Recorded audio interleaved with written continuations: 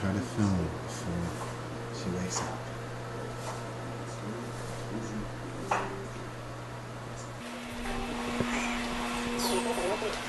Hey, we're filming. Filming as I start crying. So yeah.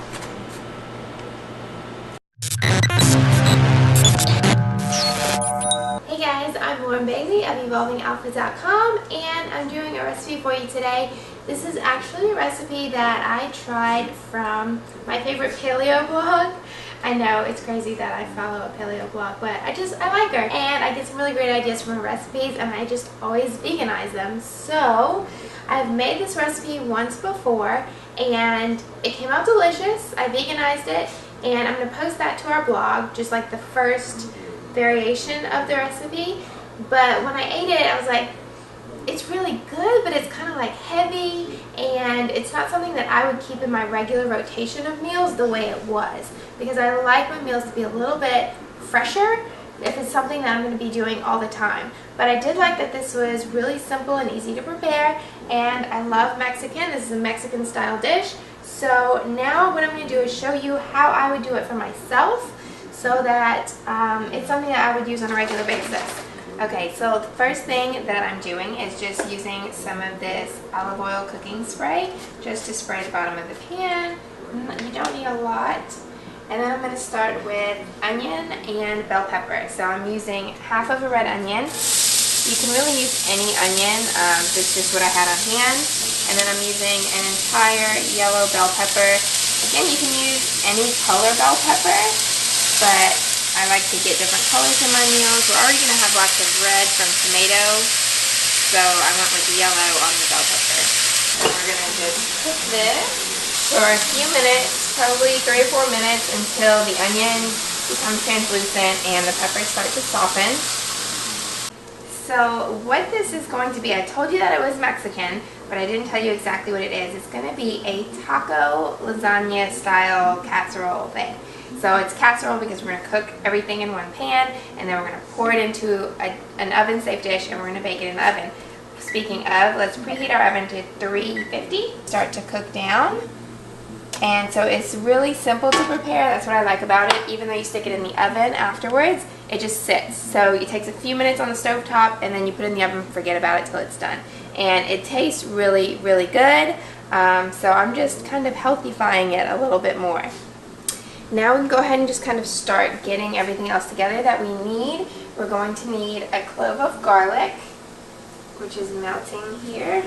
So this is like a pre-blended chopped up clove of garlic. So it just looks like a little mushy pile, but it's basically just pre-ground garlic, and then pop it in the freezer. That way you always have garlic ready to go and you don't have to dice it up. So I really love to do that. We're going to need red salsa and green salsa. Then we're also going to use some black beans and a good taco seasoning. Just find something that does not have dairy in it, and organic is always the best. And then we're going to need egg replacer. I like this Bob's Red Mill egg replacer, and some kind of tortillas. Now I have 2 favorite tortillas. I really like these because they are super healthy, and they are organic, and they're not too expensive considering how healthy they are. I also love the almond flour tortillas.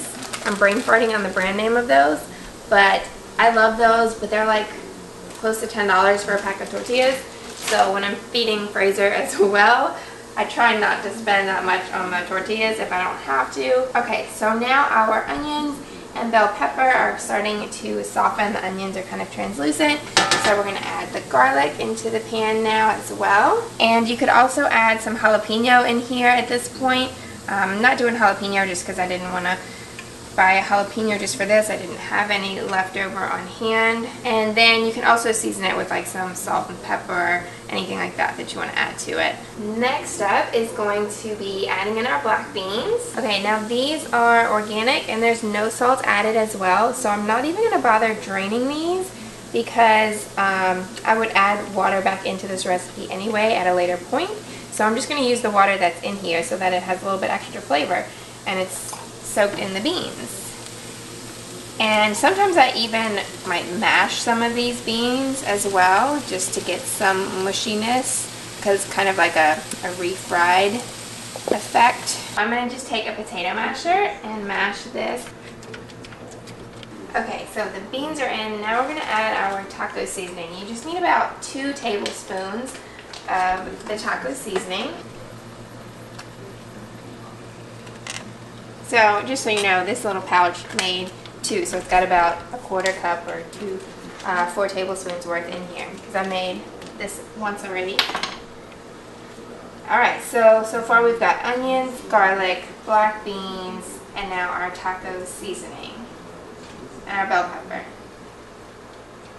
And it smells really good. As soon as you add the taco seasoning in there, it starts smelling really yummy. Okay. It smells delicious at this point. Now we can actually turn the heat off.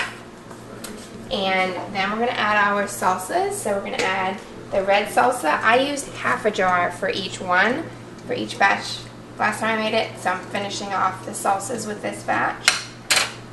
And then we're going to add this green salsa, the verde, as they say. And now because this is a casserole, we want it to kind of firm up a little bit, so we're going to add that egg replacer in here as well. So we're going to do 3 tablespoons of, this is my favorite egg replacer for anything like this, Bob's Red Mill egg replacer. And 3. Now the water, you can just kind of test it and see. I may not have to add any water because I kept the water from my can of beans. If you have like, well, my box of beans I should say, I prefer to get the box instead of the cans. So if you had cans or if they had extra salt added and you drained and rinsed your beans, then you'll have to add probably about a 1/3 cup of water back in at this point with your egg replacer. But I don't think I'm going to have to add any water. I think the water from those beans was perfect. And remember, my heat is off at this point, so I'm just stirring it all together in the hot pan. It smells so good. Now, I added a little bit of cheese to the recipe. It didn't actually call for cheese originally in the original recipe. Because she's doing paleo, and if you're doing proper paleo, you don't use dairy, which is always good, so it makes it easy to translate for vegans. But I love vegan cheese, so I'm going to use a little bit of that sprinkled in. Now we're going to start to create our layers of the lasagna. So we're going to use our tortillas. What I'm going to do is take a little bit of this mixture and put it in the bottom first, just to kind of keep the tortillas from sticking to the bottom. So we're going to use a little bit of this as our bottom layer. And then we're going to put a tortilla right on top of there. This is an 8x8 baking dish. And then we're going to spoon a bunch more of this on there. Fraser's waiting to see if I'm going to spill it all over the stove, as per usual. I did get a little on the stove. Look at that. That's one tiny little escape bean. Look at that. Tried my best. Voila! See, in the official cooking videos, they're like, oh, open the oven and here's the done product. Now we come back and here's a baby out of nowhere. We couldn't get it done in that time. Oh. She was like, I hear things going on and I have the What are you guys doing? That's the FOMO. Oh. Okay, so we now have tortilla and then a layer of the bean mixture, and now we're going to sprinkle some of our vegan cheese. Just a little bit, because you don't want to make this too heavy again. And then we're going to add another tortilla. And then we're going to add some more of the bean mixture. It's always more challenging looking over a baby's head. Oh, baby girl. And then we're going to do another layer of cheese. We'll do a little bit more cheese on this top layer. Alright, so now it is put together. It was really quick, like 10 minutes on the stove. Put your little layers in, and now we're going to pop it in the oven for probably about 45 minutes at 350 degrees.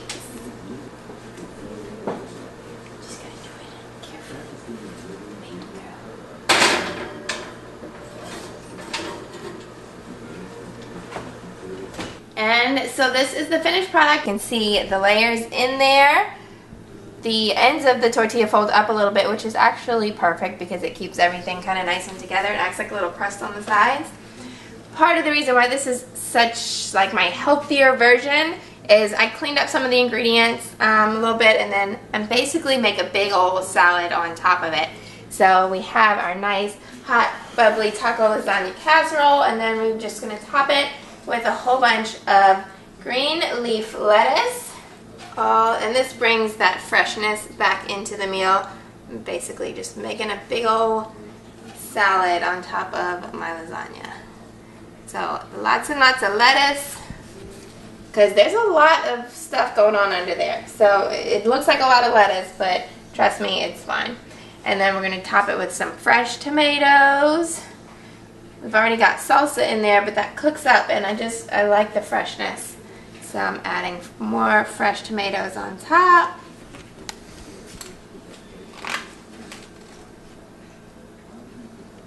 And then, of course, avocado, because nothing is complete without avocado.